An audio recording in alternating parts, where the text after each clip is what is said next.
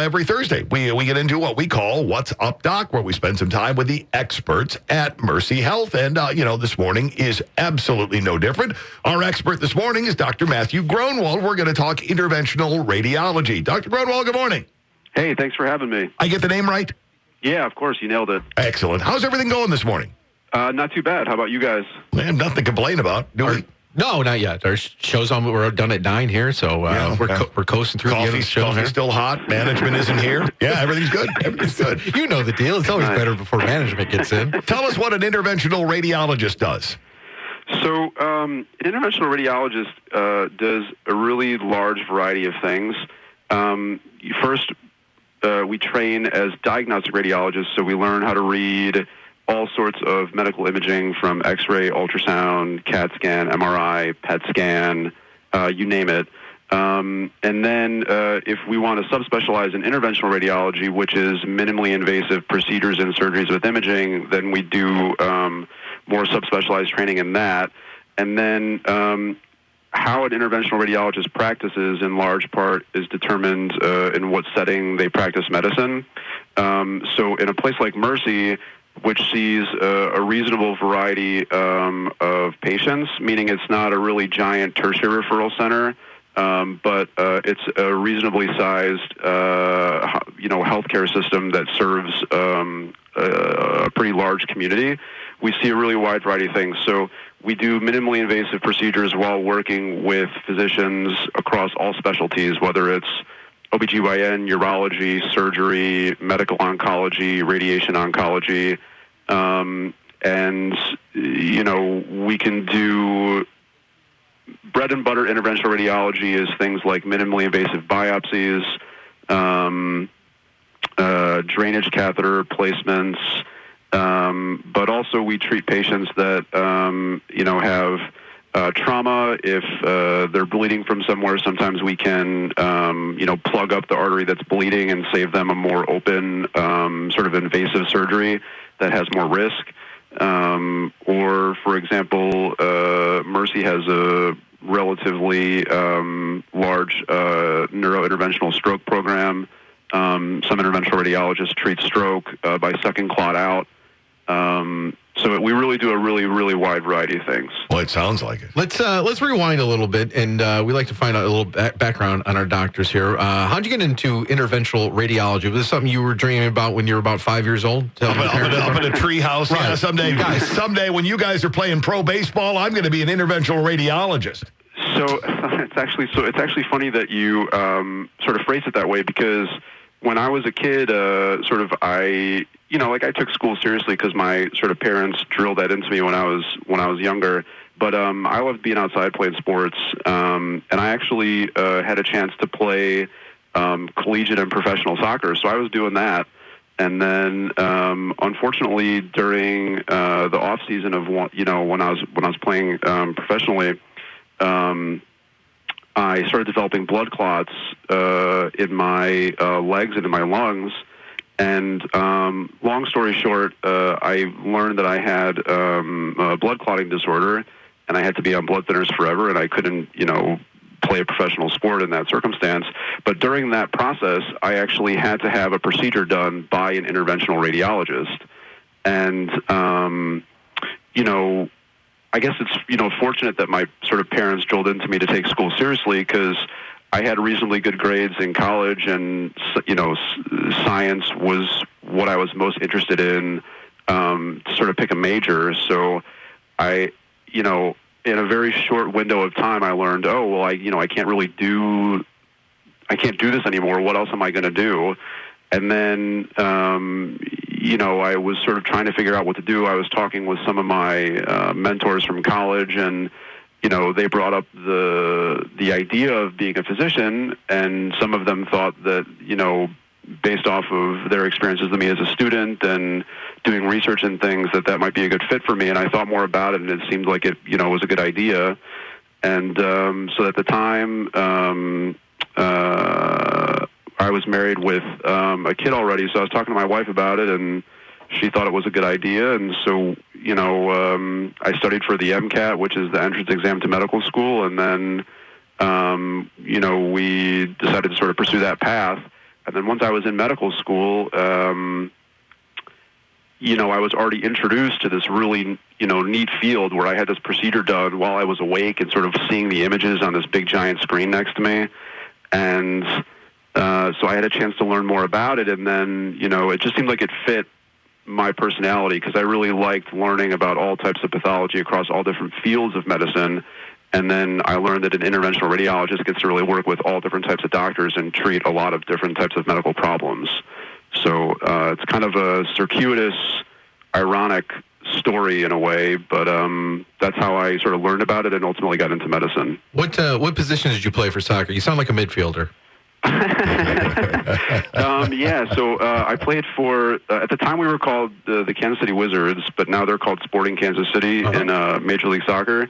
And it's funny, so in college I played all attacking positions, and then forward, outside mid, center mid, and then when I got to Kansas City, they were like, we want you to play as right back. And I was like, okay, I don't really care, I just want to play. So when I was there, I played right back. Okay. That's I don't think we've ever talked to someone who's played pro soccer on this show before. Well, it's not a terribly popular sport in the U.S., so, there's... It is in my house. It's hugely popular. Right. I've got a son who lives, sleeps, eats, breathes soccer. A big Liverpool fan. I hope that doesn't ruin our interview. No, not at all. I don't really bear allegiance to or root really hard for one team. I really just like watching good sporting events, including soccer. So Liverpool, it's hard to get a bad game when you're watching Liverpool the last couple of years. So I totally get it. I've got the Ukraine-Macedonia matchup on my screen right now. Don't tell me anything. I'm recording it. You got it. You got it. So, all right, let's bring it back to doctor stuff real quick. How does somebody end up talking to you? Somebody seeks you out, or are you always a referral from another doctor? Predominantly, it's a referral.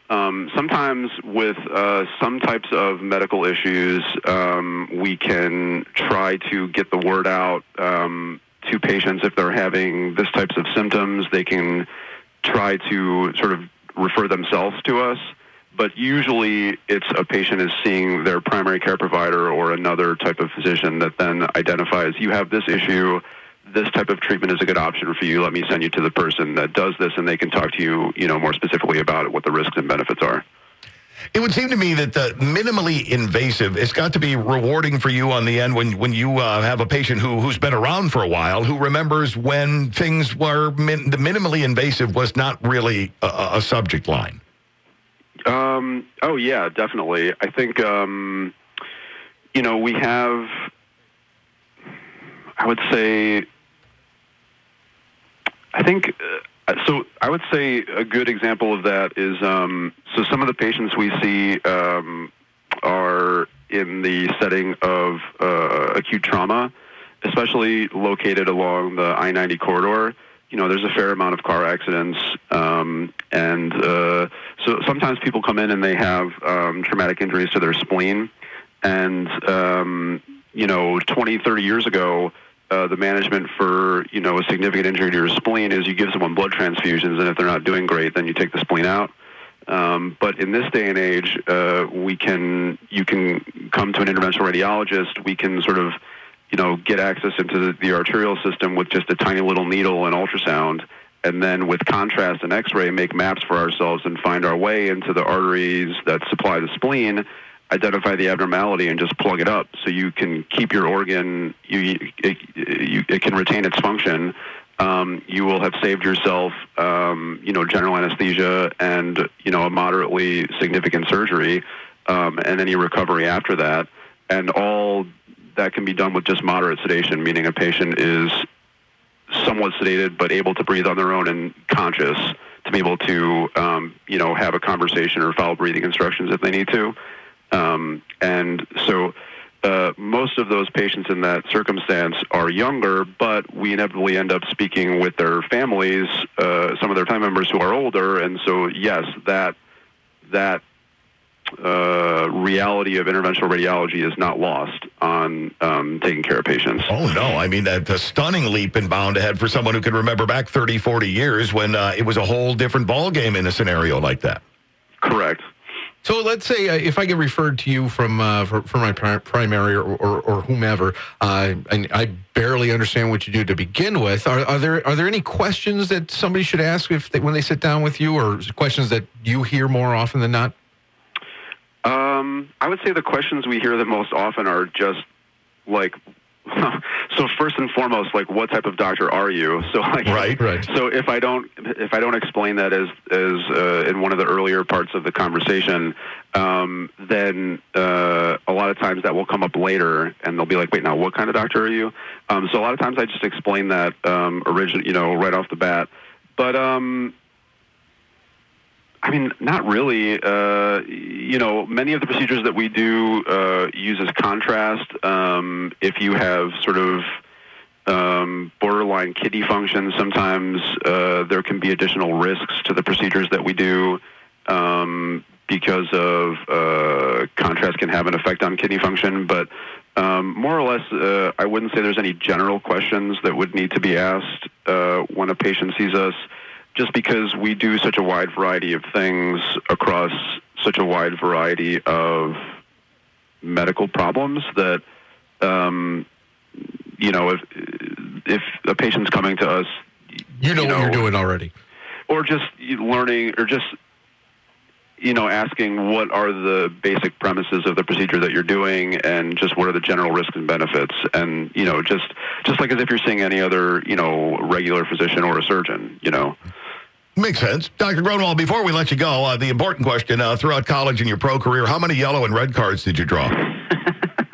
Not many, which, in one of the, I think in my first year in the MLS, I was actually a semifinalist for the FIFA Fair Play Award, which is, I hope it doesn't sound obnoxious, but I'm saying it because, you could be a candidate for it if you played so many minutes and had the fewest amount of red and yellow cards. Nice. So I didn't really get a lot. Okay. All right. Yeah. Not the enforcer on the team. Right. No, definitely not. Okay. I'm too small and not mean enough. He's Dr. Matthew Groenwald with Mercy Health. Dr. Groenwald, thanks for taking time out of your day for us. We really appreciate it. Yeah, thanks for having me. Have a nice day. Yeah, this is why we enjoy the What's Up Doc segment right He's there. fun.